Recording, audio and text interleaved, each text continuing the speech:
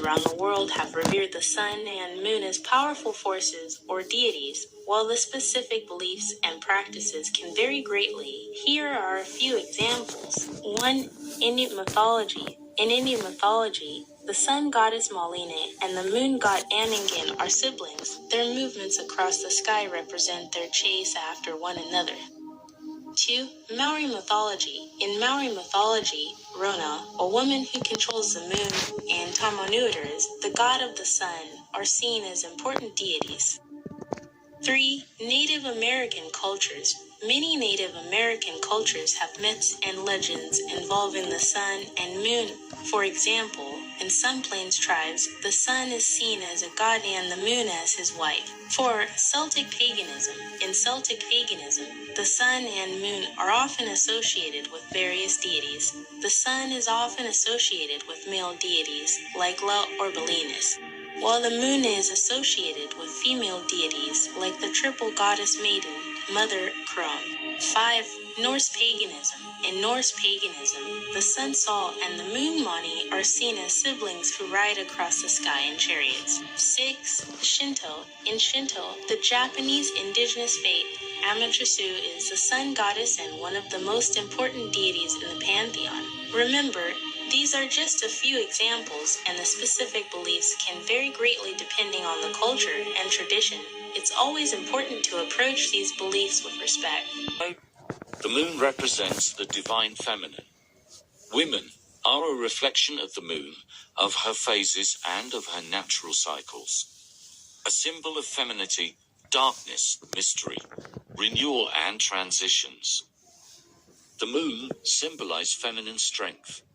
The feminine energy is associated with yin energy, being, feeling, receiving, surrender, ease, flow. The entire universe needs a balance of masculine and feminine energies in order to thrive in harmony, as do each of us. Working in harmony with the cycles of nature can help to bring a greater connection to the divine feminine and allow your life to naturally flow the way it should downstream, with ease. The sun is associated with the masculine energy. The sun can be considered fierce, harsh, and blazing, traits usually seen as masculine. The masculine energy is also associated with yang, the energy of conquest, power and achievement. The fundamental concept of a yin-yang sun and moon symbol represents that their interaction with one another creates a stable and healthy whole. How you doing, brothers and sisters? I believe there is an issue among the brothers and sisters regarding the moon, the sun, and I remember reading on some of the responses on the posts that I made on the YouTube community channel. What we have to understand is that the sun and moon are ancient to this planet. Okay?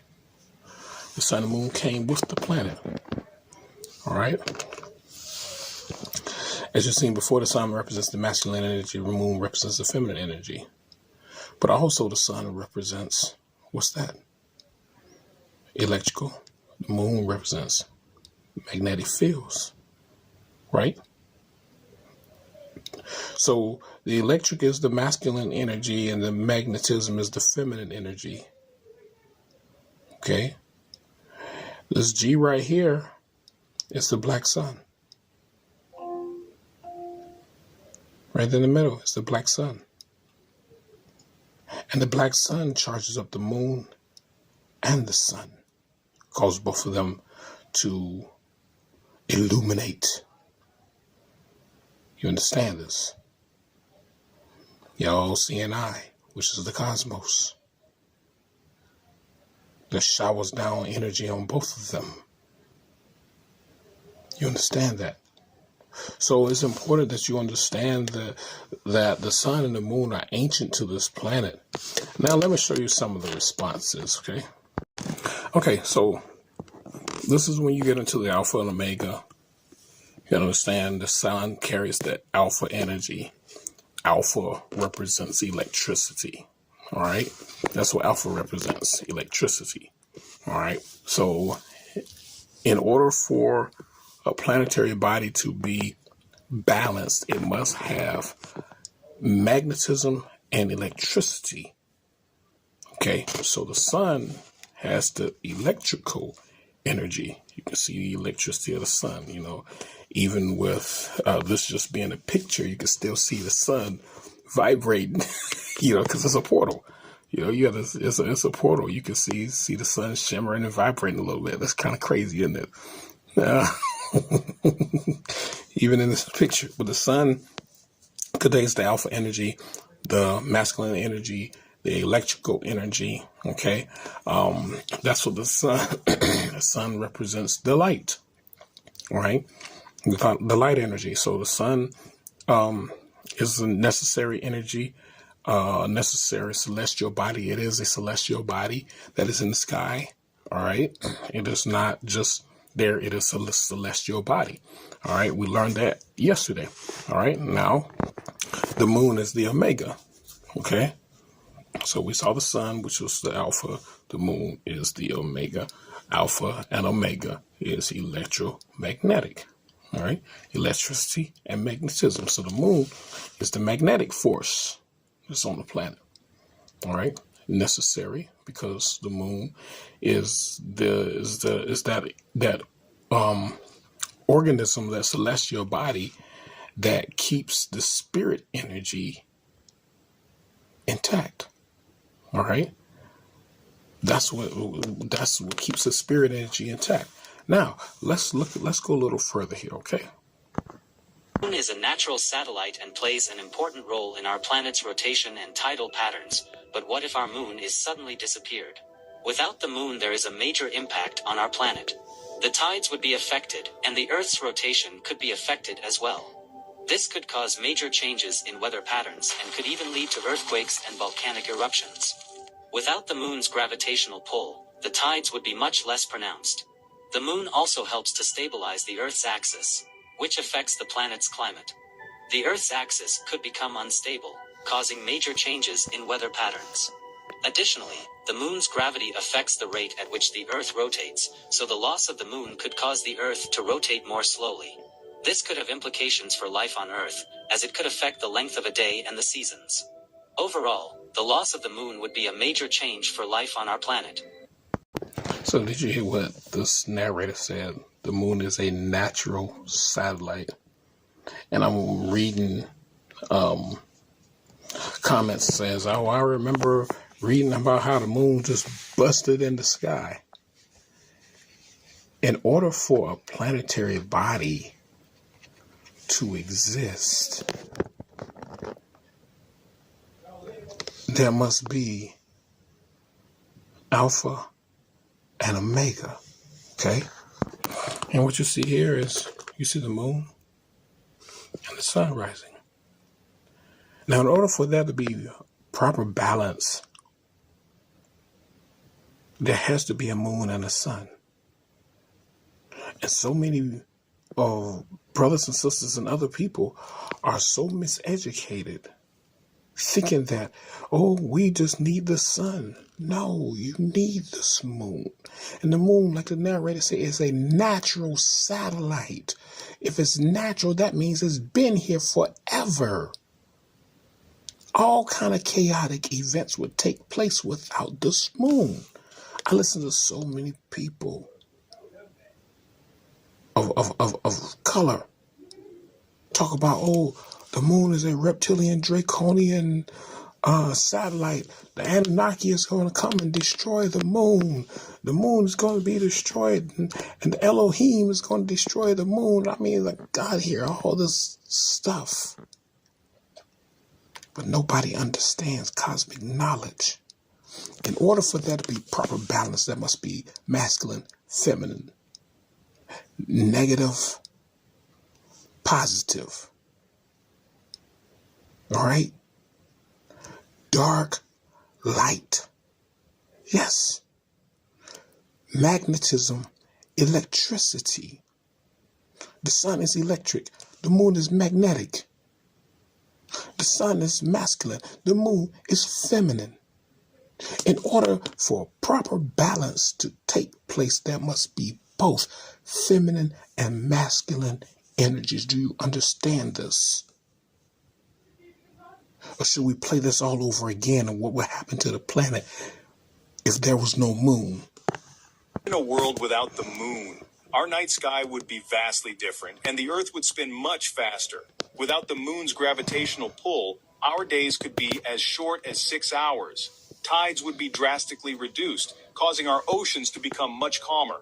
But don't get too excited, surfers. This would also lead to less mixing of ocean waters, potentially damaging marine life and ecosystems. The moon's absence could also cause Earth's axis to wobble unpredictably, leading to wild swings in climate. One year you could be enjoying a mild winter, the next year you could be grappling with a mini ice age. So next time you gaze at the moon, appreciate its silent role in shaping our world. Without it, life as we know it would be vastly different, like in Follow for More Space. So as you can see, the moon is so ancient. And the sun, well, it charges up the planet. It's got that electrical charge. The moon carries the magnetic charge. You see the gravitational pull of the moon. The moon keeps everything intact. The moon keeps the water the way it's going. Without the moon, the waters wouldn't flow. It's the gravitational pull of the moon. But think about our spirits and souls. Your soul needs the moon just as well as your spirit. See that there? The energy of the moon is frequently perceived as amplifying our current emotions, whether positive or negative, and offering a chance for introspection and release. Spiritual and intuitive energies. For a very long time, the moon has been regarded as a symbol of spirituality, intuition, and the subconscious mind. So those of you who think that we don't need a moon, and you think that this moon is some base, think different. Just like the narrator said, the moon is a natural satellite for the planet. Destroying the moon won't hurt just the water tribe. It will hurt everyone, including you. Without the moon, everything would fall out of balance. You have no idea what kind of chaos that would unleash on the world. He is right, Tao. General Iroh, why am I not surprised to discover your treachery? I'm no traitor, Zhao. The Fire Nation needs the moon too. We all depend on the balance. Whatever you do to that spirit, I'll unleash on you tenfold. Let it go now!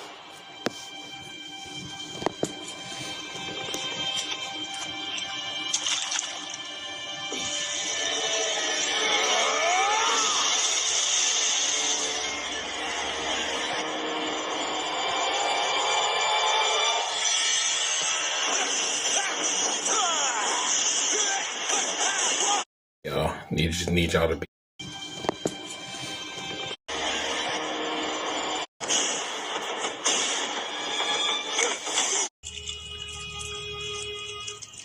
There's no hope now. It's over. No, it's not over.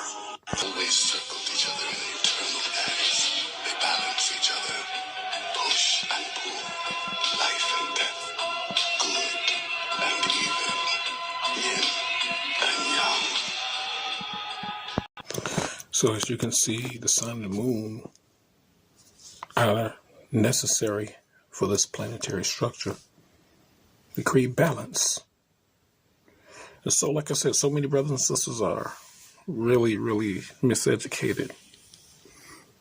The moon is not a reptilian base, all right? There are lunar beings that are on the moon, just like there are solar beings that are within the sun. The sun and moon are literally planets in the sky, celestial bodies in the sky, and they're in a constant circle. It's like a part of the circle of life, just like I said before, push and pull. All right? Negative and positive. Sun creates the positive energy. The moon creates the negative energy. It's necessary for the balance of the planet. Without the moon, everything is out of balance. What's a world with just a sun? Brothers and sisters, how can we be sun and moon deities if we don't have a moon? Because the moon holds the spiritual energy for our powers. Someone said that I say that we're supposed to worship the moon. I didn't never say we were supposed to worship the moon. I say you go to the moon and you meditate on the moon just like you meditate on the sun, because you pull in that negative energy that's necessary for your body. That's that feminine energy. The moon charges up the feminine part. The sun charges up the masculine part. So we have a feminine and masculine part. The sun cannot charge up the feminine part of you. And the moon cannot charge up the masculine part of you.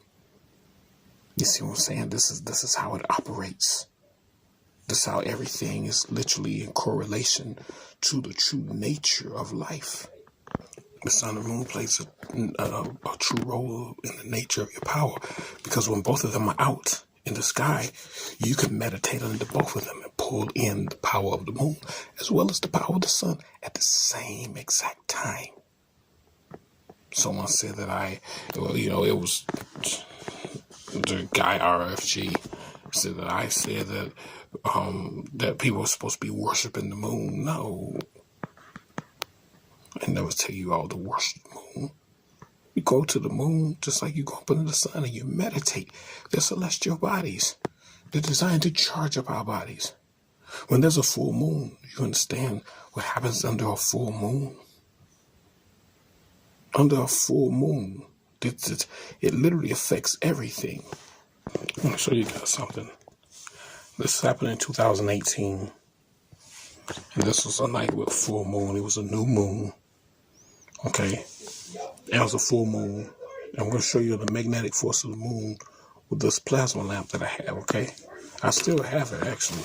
But usually with this plasma lamp, the balls are a lot smaller. But this was I think it was a wolf moon. I believe it was a wolf moon. But let me show you. Let me show you here. All right, check this out. Never seen lava lamp do this before. Look at this. All these perfect circles under the moon energy. I mean, look at this. This is under the moon's energy. The magnetism of the moon is even affecting the whatever this substance is in the lava lamp. I've never seen this do this before. It's usually dripping down and dripping back up.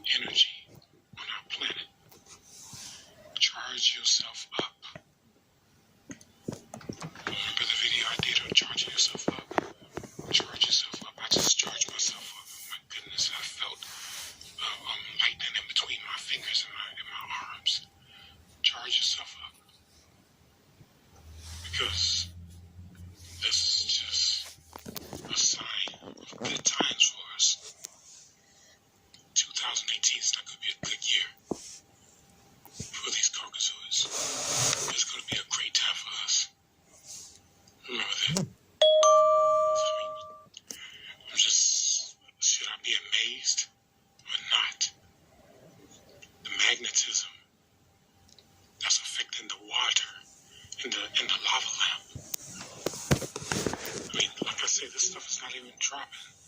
It's usually this is usually dropping, and then that one's coming up, and you see them dropping up and down. But I just happened to look at this. I was like, I gotta videotape this here. Look at that. This is, and like I said, they're moving counterclockwise. Wow. This moon energy is here, guys. This moon energy is here. Take advantage of every ounce of power that the moon has to offer. Because this is a new moon. This is a new planet. This is a new life. All power to the multi-circle people of Melon. Let's take a glance at this again.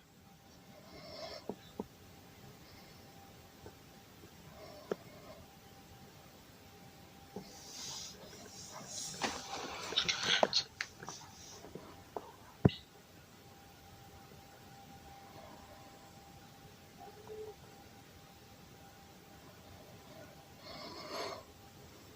Would humans survive without the sun? If the sun were to suddenly disappear, the immediate consequences for life on Earth would be catastrophic. Here is what would happen.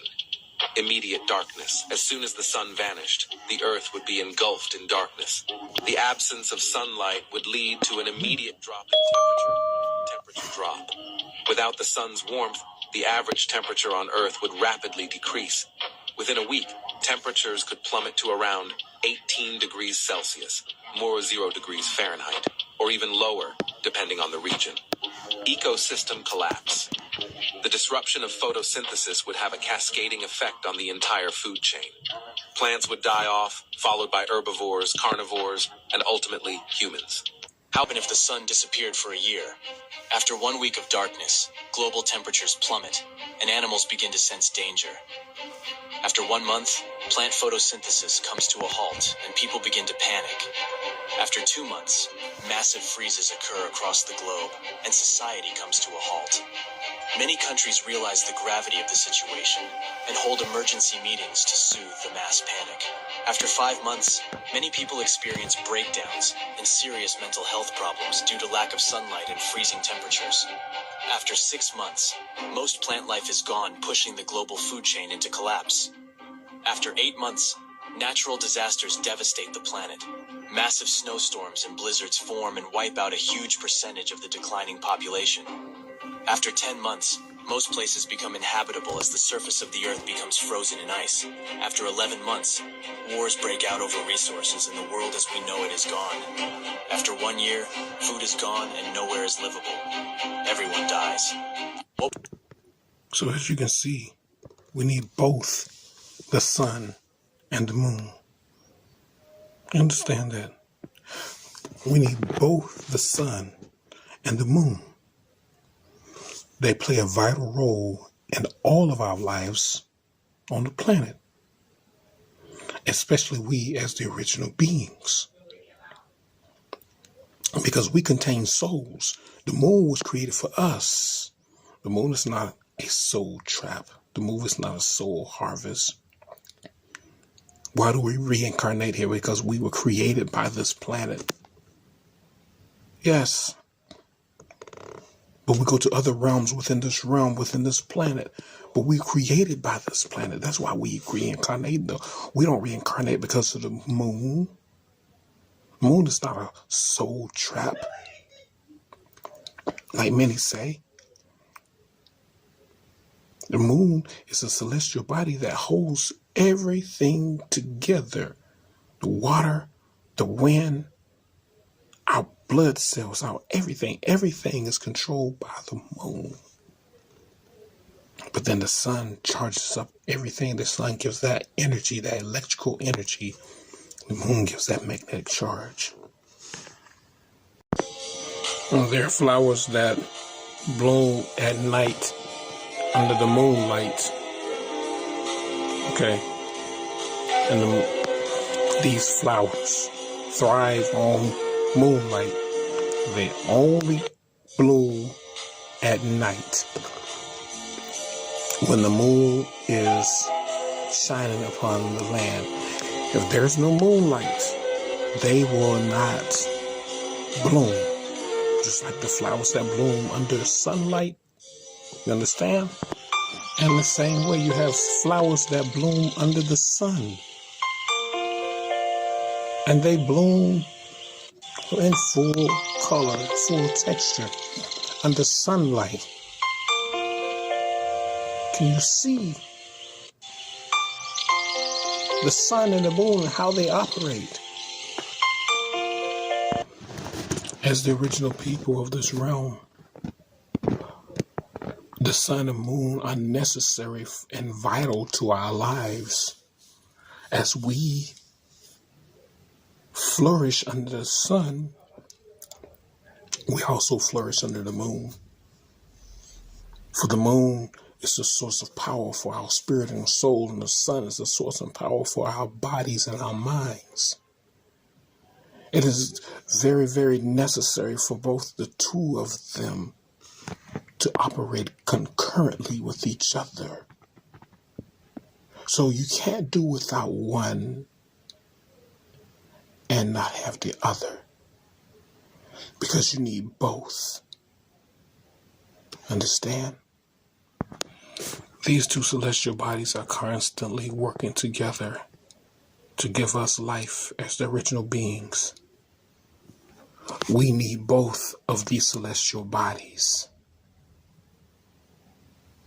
for they are the source and power of our source and power. Without them, we would be in a huge mess. We would be in a huge mess. And you see what the mess is if there was no sun. You see the mess if there was no moon. That can't just be one and not the other. You have the electricity and you have the magnetism, the masculine, the feminine, the positive, the negative, the dark, the light. That's how it works.